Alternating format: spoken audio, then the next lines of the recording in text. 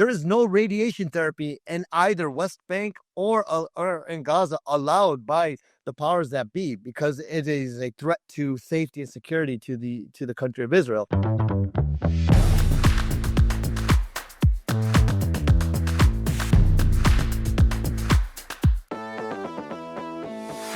Hello, team, and welcome to Bureaucracy. I'm your host, Emily Gross, and I'm very excited today because we have a very special guest. We have Dr. Ismail-Meher. He is a physician, and he has been to Gaza 5 times, and we're going to be talking all about the horrendous starvation campaign and famine that is occurring in Gaza. And so, Dr. Meher, Izzy, Yes. really happy to have you here. It's going to be a really tough conversation, but really happy to have your insights. No, thank you for having me. I think it's wonderful that we get this avenue to speak and not be silenced, because I think there's a lot of misconceptions, misinformation. Just to put the disclaimer out there, I'm not Palestinian. I have nothing to do with Palestine in terms of my bloodline or anything like that. But I was there in 2009 during the first war as a physician volunteer, and have been back multiple times. I was there just in April 2024, actively dodging bombings and drones and taking care of children and mass casualties and trauma, and have been intimately involved in not just Gaza, but in Palestine since my visit in 2009. Really was an eye-opener to me of what an occupation is. And 2009 was really a big-time eye-opener in terms of what an embargo is. I think we all are focused right now that the timeline began on October 7th, and horrendous things were done by people, in Gaza that they carried out in Israel, and I don't lose sight of that. But the timeline didn't begin then, and I think that's what we forget. And I find that amongst a lot of my peers and friends and colleagues, people focus on that. We forget 1948 and everything that's taken place to then. And I think that's just something that was very eye-opening for me. But I'm excited to be here and share what I know is going on. I might get emotional because it's very close to me. And, I've received messages today from children I know in Gaza who were begging for food. So, I'll share what I can. Yeah, and thank you. And I know this is going to be a really tough conversation. I'm really grateful to be able to have you on and provide a voice to the voiceless at the moment. So before we begin, what are we drinking? Well, I'm drinking water. That's my favorite beverage now, because the children, I wish I could share my pictures and stuff. The children that I've befriended in Gaza, they're not getting water. And this is a glass. I can't know if you see it. It says, "Smile, you're in the largest jail on earth. Free Gaza." This is what I was gifted this in 2009 when I was there. So I'm going to have water in solidarity with the people of Gaza who are desperately seeking water. I think that is very important. I'm also drinking water. I'm also drinking a beer because this conversation is going to be really difficult. And it's 6 p.m. on a Friday, and I would like something to numb that a bit. Absolutely. But yeah, I have a Voodoo Ranger. Before we begin, you already provide some like great insights into your background. But I always love to ask this question of my guests is, why should we trust what you have to say? You don't have to trust me. I think, I hope what I do is I entice people to want to go search for more information and look into things themselves and not be spoon-fed. But if you were to trust me, I'm a humanitarian. I've been on 37 medical and surgical missions around the world with the Islamic Medical Association of North America. I've been to war zones in Yemen. I've been to Syria. I've been to Haiti after earthquakes. I've been to Indonesia after earthquakes. I hate talking about myself, but I am well respected, I think, in the medical humanitarian relief arena internationally, in that diaspora of medical humanitarians. We're healers, right? As physicians, we're healers. We don't care what religion, what faith, what color, what you are. We take care of people. And each and every one of you watching, trust your physicians because they've taken an oath, and I've taken a similar oath, and I'm going to just share what I've experienced as a human being. Yeah, no, thank you. And once again, thank you for all the work that you've done, like truly. And I know this is probably going to make you cringe, but truly like heroic actions of being able to go out of your comfort zone and take care of people in their most dire dire states. So thank you for what you've done, truly. Setting the scene, I hope everyone by now has seen the horrific images coming out of Gaza. There's been horrific images coming out for the past, what's it been, year and a half, two, More than that. right? Yeah, we're going on 3 Almost years. over Yeah. that. Almost, yeah. Horrific images coming out of children and adults and anyone within Gaza showing extreme signs of malnutrition and starvation. There is a horrific campaign occurring of starvation of the Palestinian people. And there has been also extreme violence occurring at food distribution sites, which are run by an Israeli US backed organization that is completely discredited amongst all of UN aid. And they have shot and killed, I think, over 1,000 people in their aid distribution in the past, since March, I believe. March or Correct. I March. think March. I think it's the Since Gaza March. Humanitarian Forum, I think is what it was called. Yes. Yes. Um, and so aid's really not getting out. And for the people in Gaza, it is a life or death situation to go get aid. And at the moment, it's currently more like a death situation. It's absolutely horrific. I encourage everyone, as difficult as it is, to look at the images, to look at the stories, to hear on the ground reporting. But I want you to talk about, let's focus on the immediate. You were there in April of 2024. What was that experience like? Well, like I've shared, since 2009, I've been intimately involved with Gaza as a leader and chairman of medical relief for Imana. So it's not just me being on the ground. I'm intimately involved on a monthly basis when things in aid can get in. Even now that I'm not there, we're overseeing projects and trying to help people in Gaza. But going to your question, um, I walked into Gaza. We got in. No easy task to get into Gaza. I think that's something very important people to understand. Just because you have a blue thing that says American U.S. passport holder, it is almost impossible to get clearance to get in. Many different things have to take place. Different discussion, but we're able to do that because of our work and acknowledgement by the WHO and other entities that we work with. First thing we crossed through Rafah at the time was the humming and the buzzing of the drones. You see it, you could hear it. Some of them you could see, some of them you could not. Then we got into European Gaza Hospital in the evening, so it was dark and it was a long, journey.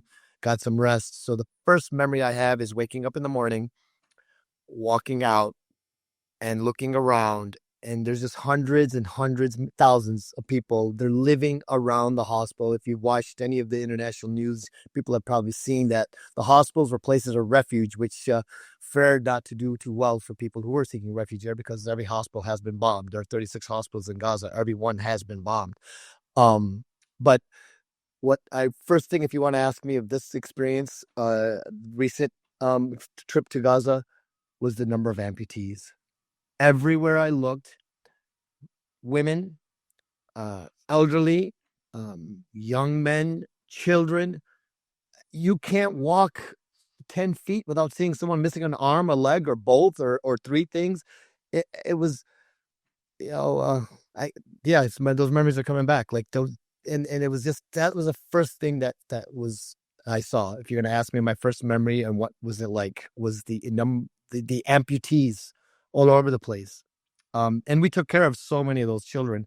Not that we didn't take care of adults, but I always remember the children. I have 2 young children myself. Well, they're teenagers now. They were very young when I went in 2009. And, they're infected. Things were done in the hospitals. No discredit to my brothers and sisters in the healthcare profession in Gaza, but you have nothing, and you're trying to save a life, and you're amputating on the floor. You have no penicillin, you have no antibiotics, you have no local anesthetic.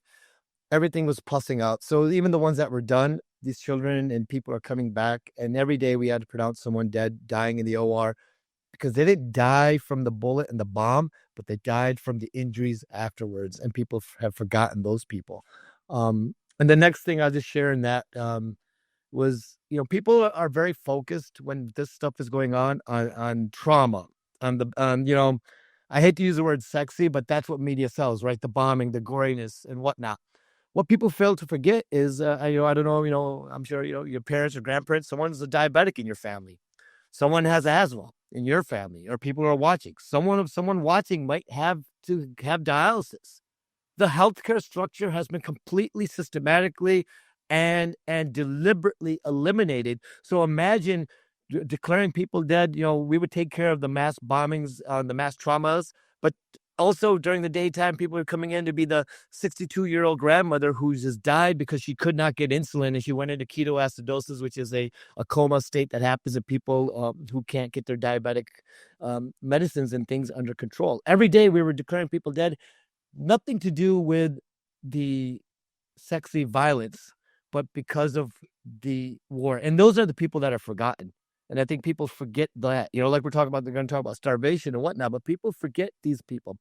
And the last thing I will say is, unfortunately, our take on this often is no one has a name. They're just a number. But I took care of the Fatmas. I took care of the Husseins. I took care of the little Ahmed who died. I took care of Taha, who was 80% burned.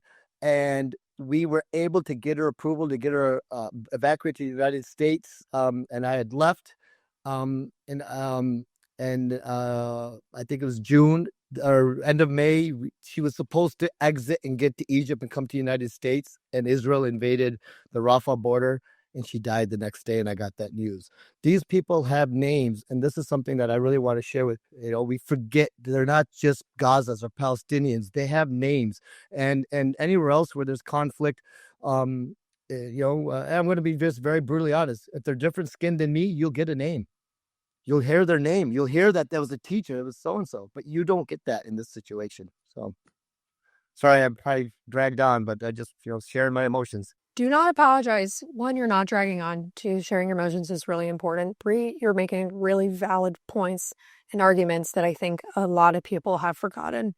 And that's also one of the problems with just like the extensive damage that's happening and the fact that we're all just so used to just seeing this stuff by now that it becomes just like a mass conglomerate that we don't forget to focus on the individuality, right? And this is something, we talked about this, like I'm Jewish, right? And I've been on a really interesting experience of like what being Jewish means to me and like what I'd known about Israel, what I learned, coming to terms with all of the propaganda that I had been personally fed. And I've tried to explain it. It's like, well, when October 7th happened, it was so upsetting because I could see myself in every single one of those Israelis. 100%. And then you see the Palestinians and you're like, why am I feeling more connected to the Israelis that are dying than the Palestinians that are dying? And you have to have this come to terms with yourself and understand you're like, one, it is human nature to see yourself and what you see reflected, right? But that doesn't take out any of the humanity of it. That doesn't take away the fact that it's a person who has lived a life, who has family and friends to care and love about them. And so it's like having to reframe that and know that is so important. And I think it's something that we've all been guilty of and have forgotten. And so I appreciate you mentioning that. What have you been hearing from your friends on the ground right now? Starvation now. There's, I get, there's Hassan. He's a dental student. He was top of his class. 21 years old. His whole life in front of him gone. And now I get the messages from him that we're struggling for food. We have nothing. You know, I get pictures of my friends. They're cachectic. They look like they're cancer patients. Um, and the the starvation, the world we just look away, and then at the same time, so many different things are fed to us about, oh, well, so and so is stealing the food, or so and so is doing this or that. 500 to 600 trucks per day we're going into Gaza before October 7th. I think that's very important to understand. Like, nothing goes into Gaza or comes out of Gaza that's not approved by by Kogat and the Israeli government. Life under embargo is not easy. A whole another different subject, which I've been there so many times under the embargo. And now less than 20 trucks of aid get in a day. Have they had experiences trying to get aid from these? I mean, it's a sham aid distribution company, right? And it violates all uh, Well, UN guidelines, basically saying that aid distribution should be 100% impartial. It is directly funded by PUS well, I and think, also Israel, which yeah, 100%. And I have deep respect in many ways for the UN, because I've worked with the UN. We hold consultative status with them. But I think when we use the UN, I think we got to remember, United. This is the same United Nations that back in like 1967 or whatever had Resolution 242. If anyone's watching, go look it up. This whole problem did not start on October 7th. It's been going on forever. And Resolution 242 said that there would be a Palestinian country. These would be the borders of it. This would be the Israeli country. Nowhere did it say that neither one can exist, and that's never been followed by anyone. And so when people bring in the United Nations into this and what they say, I cringe because I'm like, no one cares what the UN says. But in terms of your reference to them, but they should care, right? But they don't, because you can pick and choose what you want to care depending on who you are, and justify it. Just like when the ICC, the International Criminal Court, comes out and says so and so is a war criminal. Well, no, that's a sham. But when it's said about someone else, oh, we have to follow it.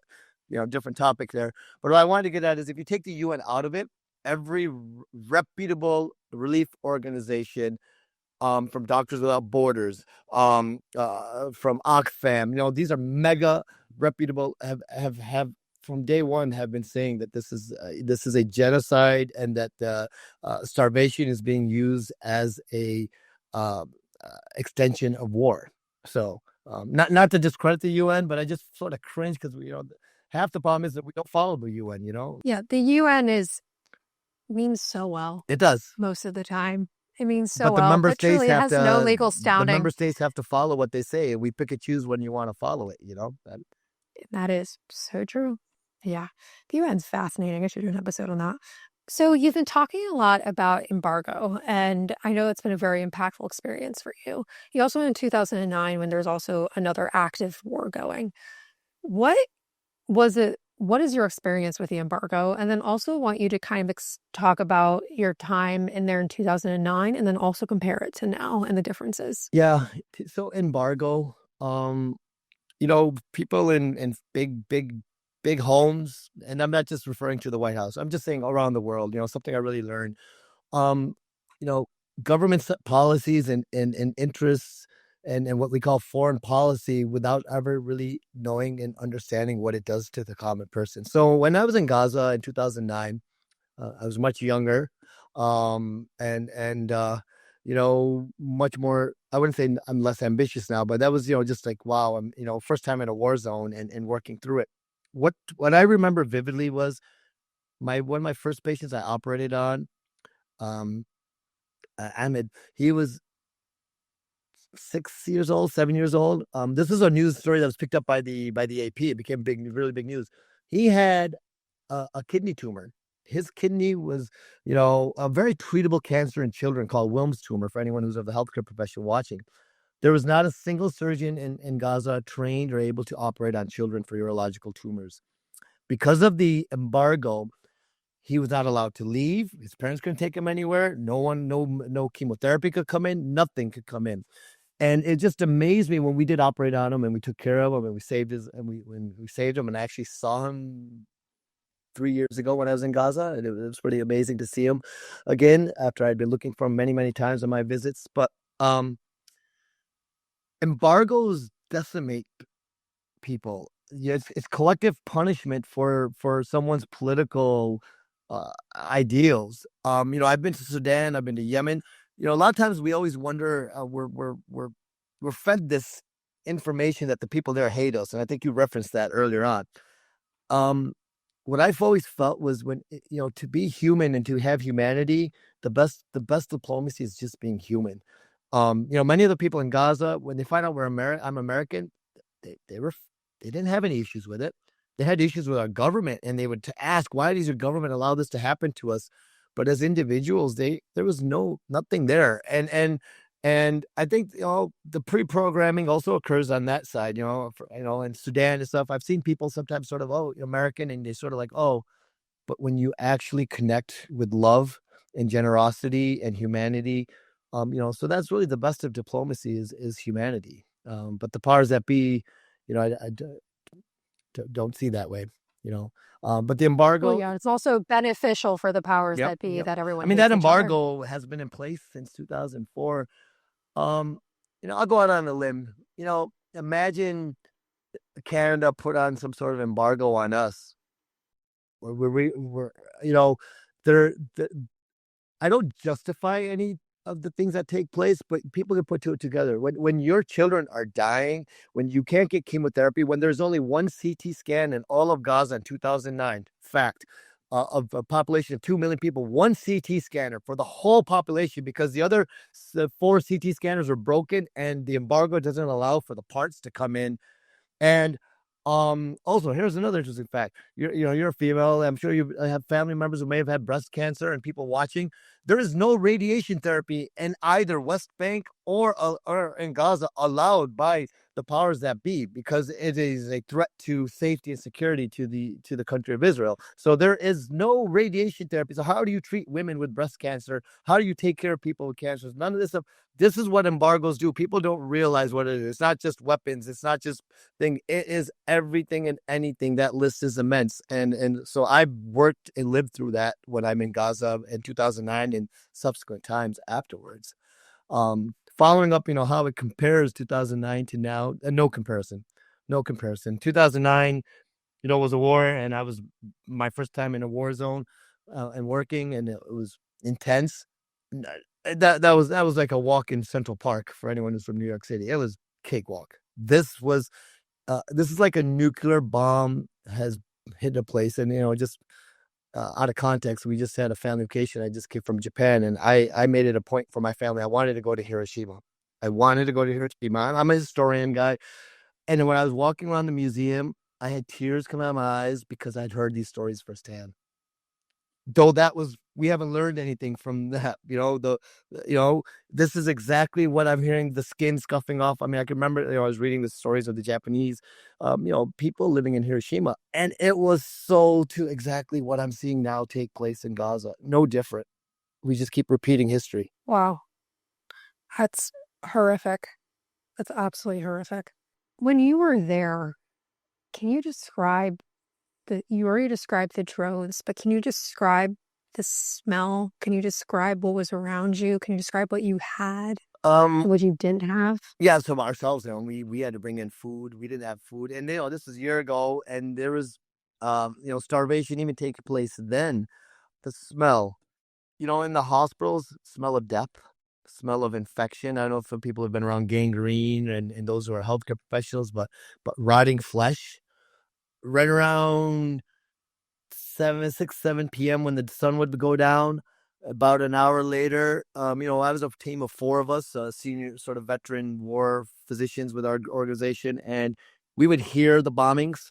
We very quickly I was able to figure out in about 3 days what was a drone strike, what was an F-16 strike, what was artillery. And I'm not a military guy, I'm not served, but you could tell. And then like clockwork, we would know in about 20 minutes, the ambulances would come flying in, and you would have 10, 12 people coming in. And, I'm an anesthesiologist by practice and training, but I've done enough of this where I know how to work in the emergency room and trauma settings as well. So we would basically be the mass trauma team because the doctors were exhausted in Gaza. And they needed help, and we were there to help them. Um, the screams, the cries for help, and there's no emotion when you're doing this, because if you let emotion come into it, you can't function in this kind of environment. And Gaza's not for everyone, but we would see the body parts in the bag going over there. Okay, they're dead. Or the one that we can save. No, we can't save this one. Move on to the next. And then just working through that. And but then when we would come out of the hospital after a long day's work or working through the night, I just want to give it to you, the children, and I wish I had pictures I could hold up to you. There are dozens and dozens of kids. Hello, how are you? I mean, these are children, they've lost everything. Or some of them are orphans. But just because we as humans, not even as Americans, as human beings, we would give them candy, every day when we walk out. Immediately, I think the biggest relief for me always was is after we'd go through a craziness that words can't even describe, like blood all over the place, someone, ripping their aorta off and we're opening the chest and there's just blood bleeding out. Now we walk out. You have to be, how do you normalize yourself from that? Because this is a man-made tragedy, but the children would bring those smiles to us. I mean, those children, and that's the hardest thing for me when I left, when I walked around the camp and the hospital and I had tears, was I don't know if little Muhammad or Ahmed or Abdullah, or Zainab, these are names. These are actual kids that I don't know if they're alive anymore. Are they? But it's probably not. And that was the hardest thing. But so that was a day, like a typical day as a physician in European Gaza hospital. It's so heartbreaking. Um, it's really heartbreaking. Yeah, I have tears in my eyes. Once again, thank you for the work that you've done and being able to be there. It's How did you get in? Because from the outsider, it feels impenetrable. It is, and it's always been like that. Even in the, since 2009, I've been several times. There's a lengthy process of taking place, and getting in, and there's denials. But then after October 7th, this really the WHO, World Health Organization, has some of the abilities, and then you work directly with COGAT, and I forget what that stands for, but COGAT is the Israeli military entity of border that oversees the occupied territories, in terms of who gets in, who gets out. So, we just worked with the international, organizations that had the process in place. But I tell you, many people and other organizations and people going, you can get to, basically at that time we're going through Egypt, to Rafah. You could get to Cairo, and in the morning you'd be told you've been denied entry. And now, I mean, I know other organizations, I have friends, people who are going in right now. They're going now through Oman, and then you work through Israel, and you come into Kerem Shalom, and it's still the WHO has to get the approval from the Israelis, and the Israelis put you on a list, and then you're verified and you're allowed to enter. Not everyone gets on that list, but people get to Oman, Jordan, and are ready to go, and they're told, well, no, you're denied, no reason given, you can't enter. So there's this mental game, psychological game that's even played with people who have nothing to do with that region. They're just going to help. And there's this, and I think that's the one thing I learned from the occupation, because I've been to West Bank. I've been to every city in the West Bank. I've volunteered there and been around. Occupation is not just military. That's something I always thought, it's this whole thing since 1948 and exasperated after the 6-Day War, in the 60s.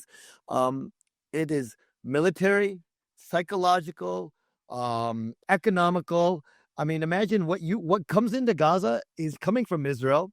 Okay, prices are jacked up. This is a normal time. Well, there's nothing normal in Gaza, but pre-October 7th, imagine it's coming from warehouses in Israel, and the prices are jacked up already because it's coming into you. Now you're paying excessive taxes on this, and all that money is going back to the person who is already placing an embargo on you. It was a fascinating system of how the sort of like this pyramid, this Ponzi scheme on how they just keep making money. So this occupation and this thing in all of Palestine, is what I learned the less I came back away from is I was just military. It is every aspect of a Palestinian's life is occupied one way or the other. That's what I learned. It's crazy. It's absolutely crazy. It was also crazy to me too, it's like the sea is also occupied right now in Gaza. It always has been. You can't go out more than 2 kilometers or 3 maybe. And I don't want to be misquoted by someone who's then out to say that I lied. So I'm going to just say I don't know the exact amount, but there is a of how far you can go out, and after that you're shot, and you will be shot. And I think that is much less now, or even maybe not exist now, that you can go out even around the wall. I remember in 2009 we had gone out and did some house visits to some of the homes. and we were close to the Erez border crossing, which I think everyone sort of has heard about all that. Erez, which is in the north, and this is a 2009 story. And our local doctors were like, we were talking to a family, and then all of a sudden they're like, "Get in the car, get in the car, get in the car now!" And we're like, "What's going on?" And they were shouting and screaming, like, to take care of us, as they're our host. And they said the snipers are up, and I looked. We're probably 300-400 yards, maybe more. I think about 500 yards away from the wall, and you could saw a sniper load up, and you're like, "They're locked the Lord. They're gonna shoot." We got too close. I mean, it's like, what, it's crazy. It's crazy. And I was going back to the whole, like, the psychological game that happens with people even volunteering. It's this way of control to break you down. And it's also, I've gone 5 times, but there's always questioning and things that take place when we're exiting from Tel Aviv. Because I do fly into Tel Aviv when in the previous times I've gone, and go straight to Jerusalem, and then from there to Gaza or to West Bank. There's this emphasis of trying to make you feel like a criminal, and this emphasis of trying to make you feel bad about what you did, or which doesn't phase me. Then it would be this torment of just, well, you can't get on, or you got 3 hours, or this is not right, this can't go on, you can't leave, just to make you miserable so you never want to come back. These are these tactics that I've seen and learned. Yeah, it's a lot of psychological torture, along with emotional and physical torture. So they really hit every single one. I obviously have qualms about asking this question, but as someone who knows that this is one of the big contention points for people who don't believe or see the starvation and think that it's Israeli made. From your personal experience,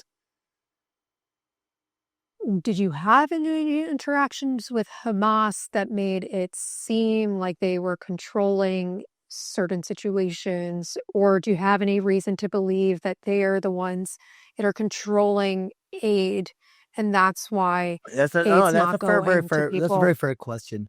So actually, just today the article came out. Reuters, yes, and they clearly came out and said that smoking mirrors, or this disinformation that's been thrown out, that the aid was being stolen, is actually not true.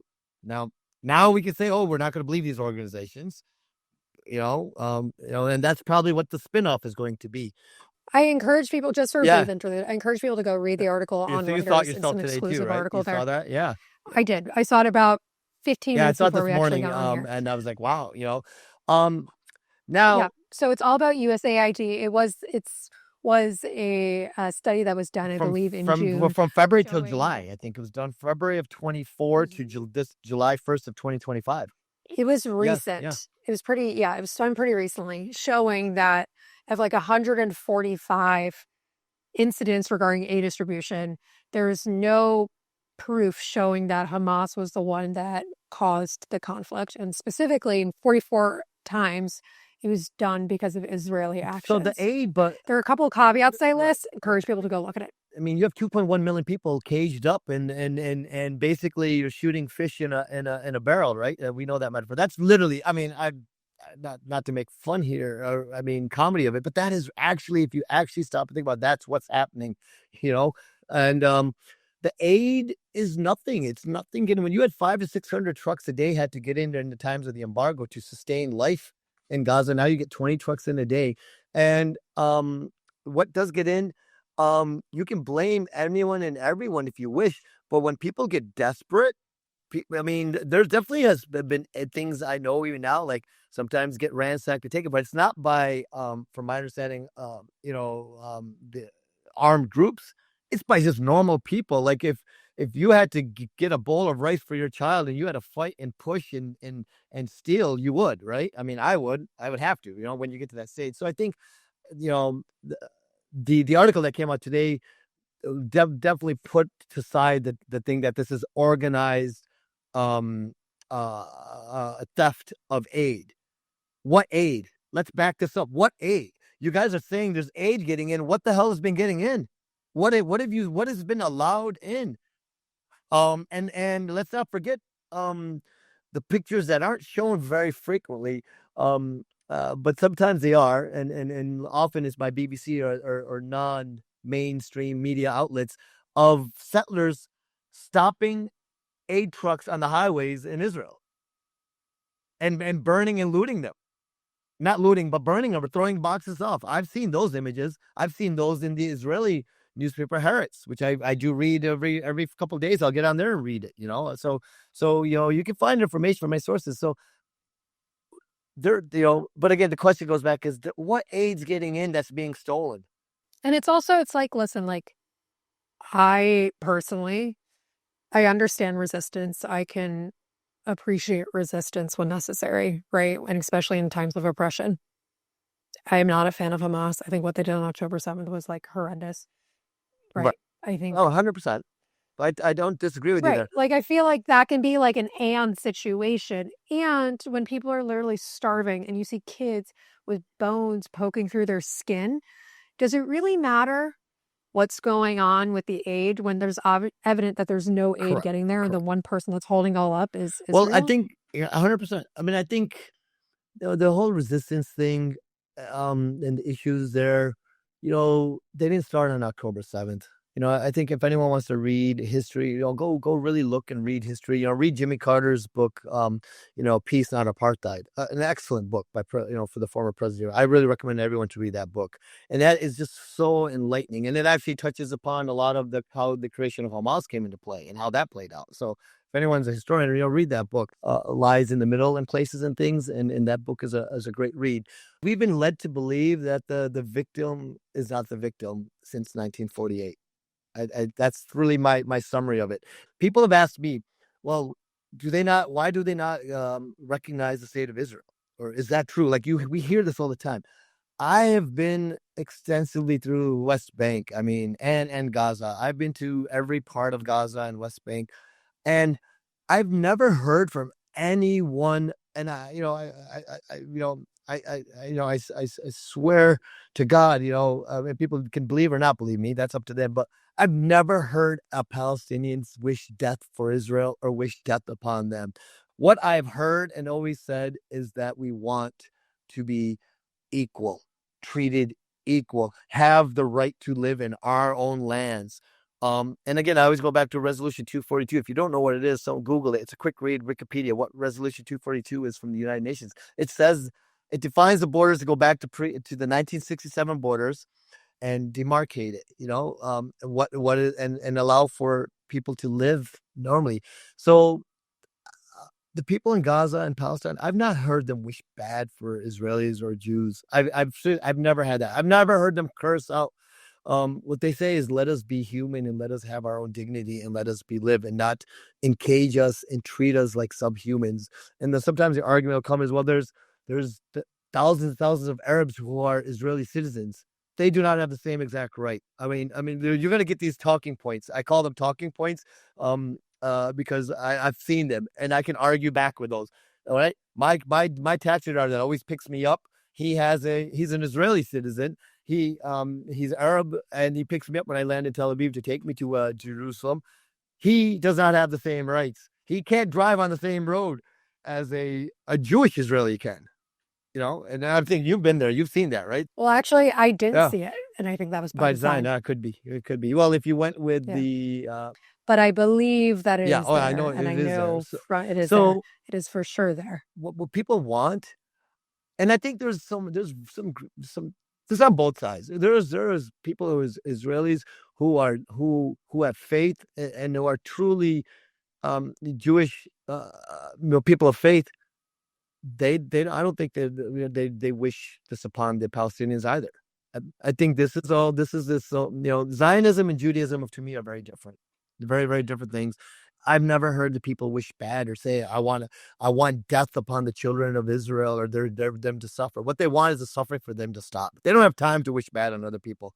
Really, they don't. They just want their dignity. But it's pretty undignified when you are giving birth and you live in Nablus, which is in the West Bank. The hospital might be a mile away from you because you live in an outside village. So the hospital is 2 miles away from you, but it'll take you 5 hours to get to the hospital because there are zones A, B, C, D. Okay, go ahead and Google that for the West Bank. And and this zone, only settlers can be there. So that means you have to go through a checkpoint and go 4 miles this way to go around, and you're in labor and trying to deliver, and this is the dignity that you're given. So, going back to the whole sort of resistance and that thing, people people, I don't condone the violence and things that take place, but I guess I can understand it at times, and we as Americans after 9/11, every one of us was like, oh, go turn that place into a parking lot. Let's not forget our anger and what we did, and getting in the whole Iraq debacle. I really want to focus on like the people Yeah, of Palestine because I think that's the most yeah, important, and I think that's something that everyone should be able to agree on, that what's going on is absolutely 100%. horrendous and absolutely horrendous. What can a person do to try to help in this situation? Because we're watching people waste away and starve to death in this moment. What can The be biggest thing done? is your voice. People want to donate and give to charities and do things. I 100% do that. But I think what we don't realize is how strong one's voice is. And if you don't know, and if anything I've shared, or you've heard people talk has enticed you, go read, take different sources from multiple different things and come up with your own idea of what's taking place. Don't be spoon fed the narratives from either side. I'll be saying that, but then be a voice. We had talked about before we started, the voices are being silenced, and don't be scared about, be a voice. And I think that's what we're seeing a difference take place. For so long, the apartheid in South Africa was not our problem. The world didn't care. But when it got a voice, who would have ever thought that South Africa, and I mean, I'm 52 years old, so I remember early 80s, late 70s, seeing the news of my parents, what took place in South Africa, and now where it is now today. So that was because of the power of voice. And that is what everyone in Palestine and Gaza, they always ask when I leave or I talk to them, is like, be a voice, don't be quiet. Yeah. So that's what we're doing Yeah, today. And I thank you for that, for giving that that's what we're platform. I hoping. mean, it takes a lot of guts. It takes a lot of courage in this time and age, because the powers that be want to silence. And so I commend you for giving myself that platform. No, it's quite literally the least that a person can do. And like we were talking about, it's been such an interesting journey for me being Jewish and, right, learning and unlearning and re rethinking what I thought I knew, and like where I lay now is not where I started when October 7th happened. And I certainly did not know as much as I do now. And it's so important to me, no matter where you at. And listen, like, will I fight with some of my relatives about whether or not like the term genocide is to be used right now? In my mind, absolutely, without a doubt.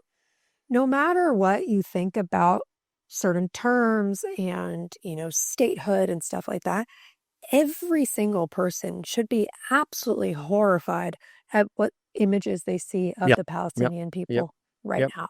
There is no ifs, ands, or buts surrounding that. And if you look at photos from the late 1930s and early 1940s of the It says ghettos, 100%. you will see the exact same Right. thing. And anyone who wants to silence me for that, bite No, me. 100%. Do it. 100%. And I think you're so right, because I've touched, broad into sort of my take on things. Um, because I feel like you're 100% right. If you don't care about anything else, if you supported Israel's war against Gaza when it started and everything, but now you can't come to say, hey, enough is enough. There's something really wrong with you. When the ceasefire comes in place, I've been asked this question on some interviews and stuff that I've done for news medias when I came back. Is like, what do you wish for? How soon? What are your thoughts about a ceasefire? What do you want? And this and that. I think a ceasefire, just this thing is just gonna happen. It's a cyclical thing. 2009, 2014. This violence and this violence from here to there and there to here is going to continue. Ceasefire, what has to be is really, it has to be a two-state solution at some point, and this is where this voices have to go. And I think the voices now that you see when Macklemore is having a concert, or Kneecap, and all these artists, and people following them, there's this movement that realizes the timeline didn't start on October 7th. We have to get this resolved, and I think that is where the the current extreme government of Israel is worried that this is getting a movement, and that's why they're trying to silence it. But if we're just trying to fix the current problem, as you were sharing, getting about that, we're missing the mark. We're way off, and I think that's really important. I think the people of Israel and the children of Israel deserve to be able to sleep in peace, and the children and the people of Palestine, and to be able to have dignity on both sides. I think that's really what needs to come about. Absolutely. If you saw photos of children in Yemen when that was going on and those photos horrified you, if you saw photos in Sudan of those children and that horrified you, you should feel the same horror looking at these photos of these Palestinian children. And that, I think, is something that everyone needs to get on board with. 100%. Everyone. Any last comments? Anything else you'd like to touch on? No, I just want to, again, thank you and thank the viewers and everyone. And I have a flurry of thoughts at times, but hopefully it all falls into place. But it's emotional for me because I've been there and I know the people there. And like I said, the people are good people all around, but we have been programmed to think of them as not good people. And I think that's where we have to reprogram ourselves, to understand that we know that the people are good. It's our powers that be and our governments that make it so robotic for us, and we have to look outside of that. And hopefully what I shared with you makes people ask and question and be a voice, and wish well for all, and that's really it. Yeah, absolutely. And for people who are wondering why I did not interview a Palestinian person in Gaza at the moment for this, you're currently fighting to survive. It didn't feel right. So I'm really happy to have you as someone who has been there multiple times, who is really connected in the humanitarian I world appreciate that. and who has treated many people, I'm just going to share especially this. in I'm wearing my Gaza. shirt from Happy to have Tima. you. She's 14. She's Yeah. 14 years old, and she made us paintings before we left. So that's what it says. I don't know if you guys can see it. Let me see. That's right. It says, if you cannot lift, hold on. Read Okay, it yeah. to us. So What it does it says say? here, this is the shirt right there. So it says, if you cannot lift the injustice, at least tell everyone about Palestine. Like I said, you underplayed having a voice, but that voice is so strong, and I thank you and to others that are bringing a voice out. These voices will hopefully change and direct how future governments and politicians and people perceive what is best for foreign policy and best for people that are suffering in the world. Absolutely. Well, it has been an absolute pleasure to have you on. A very important topic. I'm really happy to give voice to it. So thank you so much Thank for you. doing this. I appreciate it. Bye-bye. And I'm your host, Emily Gross. We'll be back next week with another episode of Bureaucracy.